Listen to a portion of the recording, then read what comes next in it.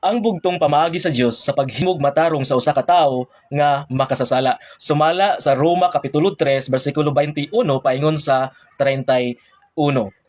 Ang atoa nga Dios balaan ug matarong. Walay bisan kinsa nga makasulod sa iha nga puloy-anan nga dautan o makasasala. Aron siya makasulod sa puloy-anan sa atoa nga Ginoo, kinahanglan nga mahimo siyang matarong. Kinahanglan nga dili na siya ilhon sa atoa nga Ginoo nga makasasala. Ang pangutana karon, kaya ba sa usa ka tawo nga mahimong matarong niya ang ihang kaugalingon sa atubangan sa Dios? Ang tubag, dili. Pero diha sa Ginoo walay imposible. Makaya sa Dios, makaya. So ang pangutana karon, sa unsa di ay pamaagi? Unsa di ay pamaagi sa Dios aron ang tawo mahimo nga matarong no sa iha nga atubangan, aron siya mahimong walay sala atubangan sa atoa nga Dios. So makita nato ni diri sa 21 ingon pa diri, apan karon gipadayag sa Dios ang iyang paagi sa paghimog matarong sa mga tawo ug kini dili pinaagi sa balaod. So ang tawo himuon nga matarong sa Dios dili pinaagi sa balaod.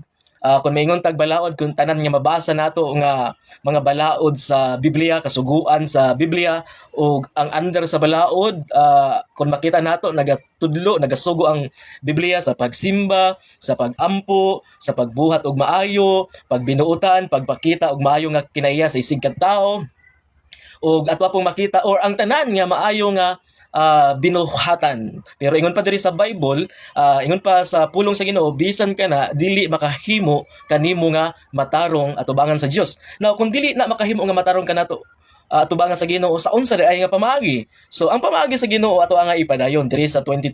Gihimong matarong sa Dios ang mga tawo pinaagi sa ilang pagtuo kang Hesukristo kay managsama man ang tanang mga tao. So, klaro kayo ang gisulat diri sa balaang kasulatan nga ang tao mahimong matarong sa iha nga atubangan o ang usa ka tawo makaangkon og kaluwasan pinaagi lamang sa pagtuo kang Kristo Jesus. So, ang pangutana na pod, nganong pinaagi lang man sa pagtuo gyud kang Jesus Christ?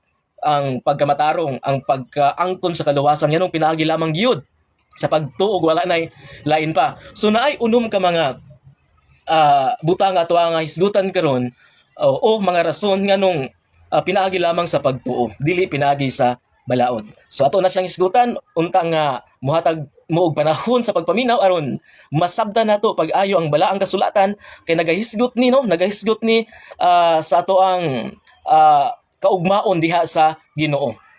So, dili ta magdugay. So, ang pangutana, nganong pinaagi lamang sa pagtuo kang Kristo Jesus ang bugtong pamaagi sa Dios aron ang tawo mahimo nga matarong sa iha nga atubangan. So, number 1, tungod sa sala, bisan unsay buhaton sa tawo, dili kini kaniya makahimo nga takos atubangan sa Dios. So, ako ang basahon diri sa 22, gihimong matarong sa Dios ang mga tao pinaagi sa ilang pagtuo kang Hesukristo kay pasabot mo na siya ang unang rason kay naay kay managsama man ang tanang mga tao. So managsama ang mga tao. Diri sa 23, nakasala ang tanan og nahilayo sa himaya sa Dios. So tungod sa iha nga sala nahilayo siya sa himaya sa Ginoo. Buot pasabot mga kaigsuonan, bisan unsay buhaton sa tao, pagtuman sa balaod, pagsimba, pag-alagad, pagbinutan, dili na makahimo kaniya nga matarong. Sumala sa balaan nga kasulatan nga ato nga gibasa karon. Mao na rason nga nung si Jesus Christ mianhi diri sa kalibutan, nagpakataw, nagkinabuhi og perpekto nga kinabuhi, gilansang, gilubong ug ikatulo ka adlaw na banhaw aron si bisan kinsa nga motuo kaniya pagahimuon sa Dios nga matarong sa atubangan niya. Okay, so kay kun mahimo kitang matarong pinagi sa ato ang binuhatan or bisan unsa man din nga buhat, mahimo tang matarong pinagi sa pagtuman sa balaod, dili na lang unta si Jesus Christ na matay sa cross kung kaya man galing nato nga maluwas, kaya man galing nato nga mahimong matarong sa ingana nga mga pamaagi. So mao na si Jesus Christ na matay sa cross aron kita makaangkon og kaluwasan, aron kita mahimong matarong sa iha nga atubangan. So number 2, tungod kay mao lamang kini ang kondisyon sa Dios aron mapasaylo ang tanang sala sa mga tao. So nganong pinaagi lamang sa pagtuo kang Kristo Jesus kay mao lamang kini ang kondisyon sa Dios aron ang tao mapasaylo sa tanan nila nga mga sala. Okay, so sa unang panahon no, ang mga tao nagahalad, nagapaagas og dugo no nagahalad og mga hayop, ginapaagas nila ang dugo aron pinaagi ni ana ang tanan nilang ang ilang mga sala mapasaylo at ubangan sa Ginoo. Og si Jesus Christ ang iyang gibuhat dito sa cross, ihang gipaagas ang ihang nga dugo, ihang gihalad ang ihang nga kinabuhi aron kita makaangkon og kaluwasan.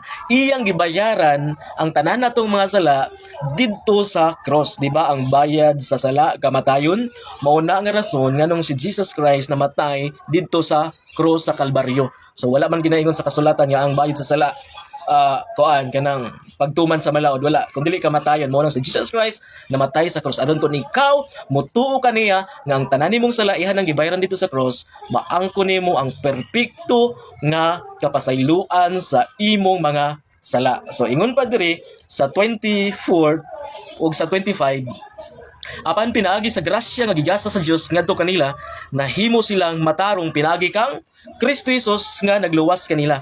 Gihatag siya sa Dios aron pinaagi sa iyang dugo, pinaagi sa iyang dugo, mapasaylo ang mga sala sa mutuo kaniya. Okay? Klaro kayo? Aron pinaagi sa dugo ni Kristo Jesus, mapasaylo ang sala sa tanan nga magtuo kaniya. So, ikatulong nga rason nganong pinaagi lamang sa pagtuo ang tao mahimong matarong sa tubangan sa Dios. Ikatulong nga rason aron mapakita sa Dios ang iyang pagkamatarong.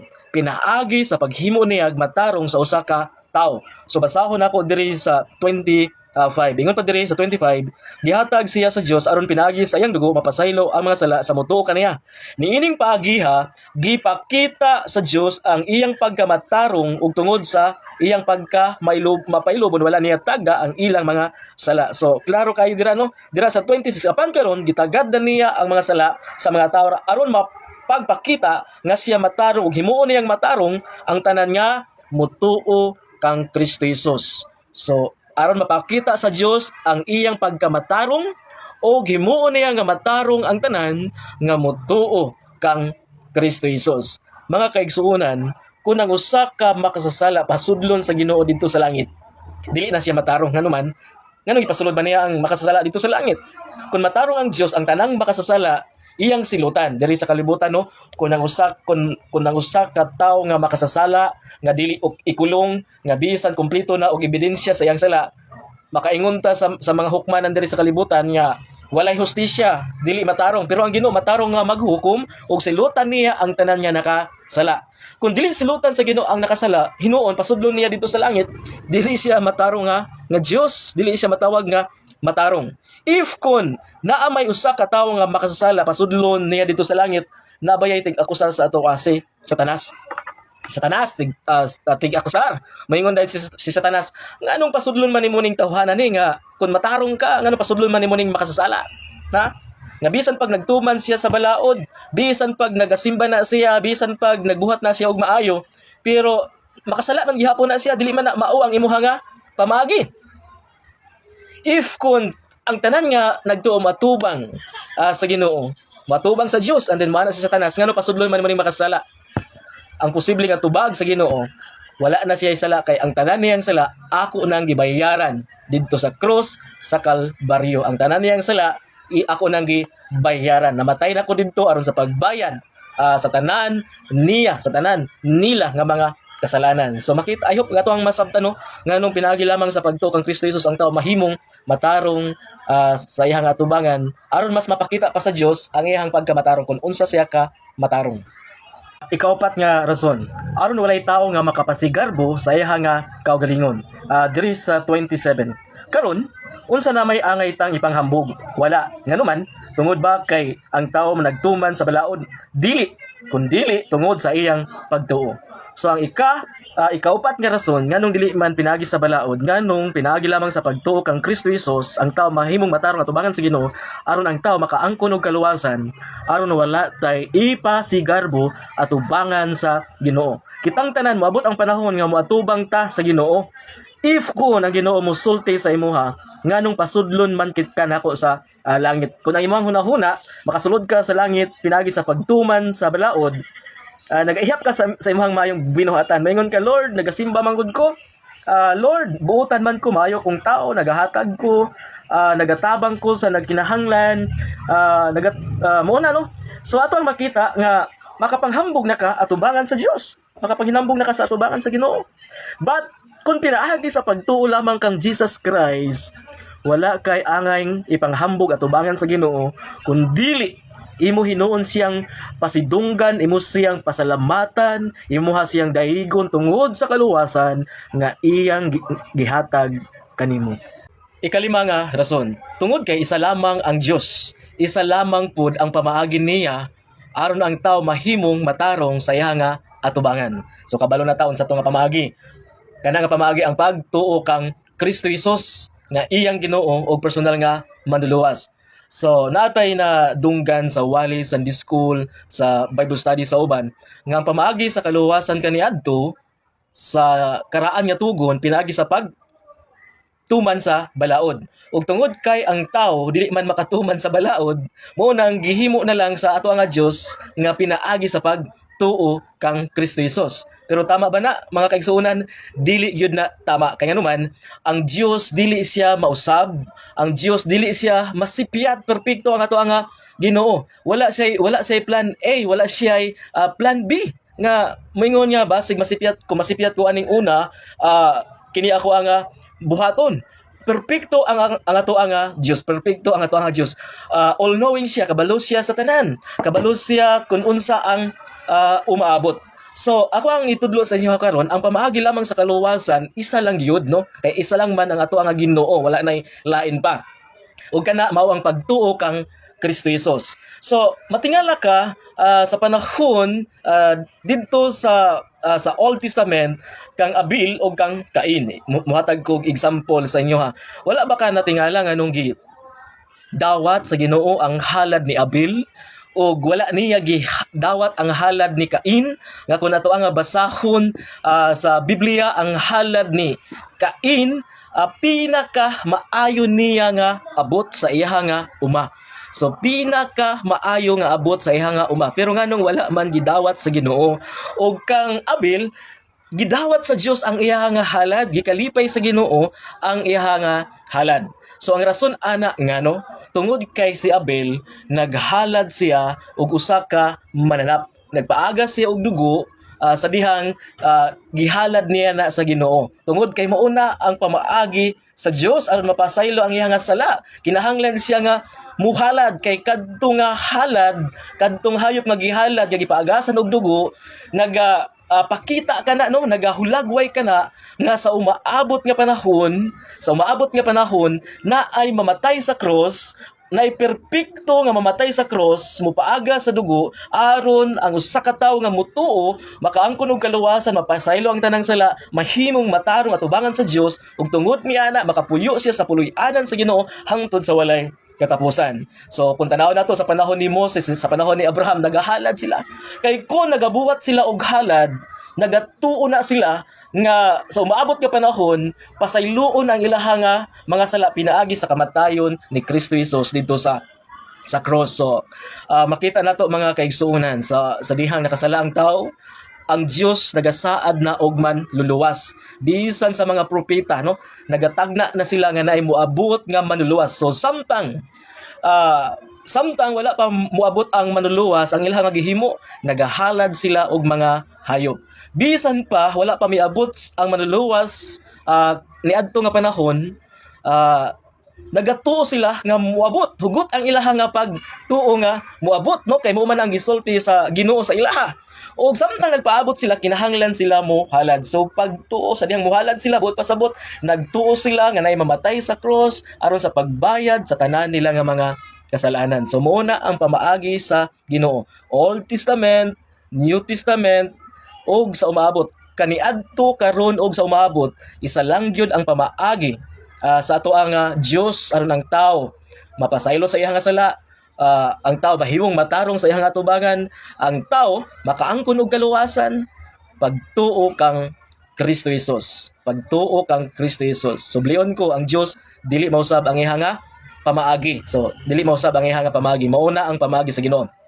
So basahon nato diri sa 29 paingon sa 30 ingon pa diri, tungod kay usara ang Dios himuon niyang matarong ang mga Hudiyo pinasikad sa ilang pagtuo, ug ang mga dili Hudiyo himuon niyang matarong pinaagi usab sa ilang pagtuo. Usbo nako ang giingon diri sa balaan nga kasulatan tungod kay usar lamang ang Dios. Hintil man ka, Hudiyo man ka, or sa unang panahon man ka nga tao sa Old Testament, isa lang ang pamaagi sa Dios, pagtuo kang Kristo Jesus.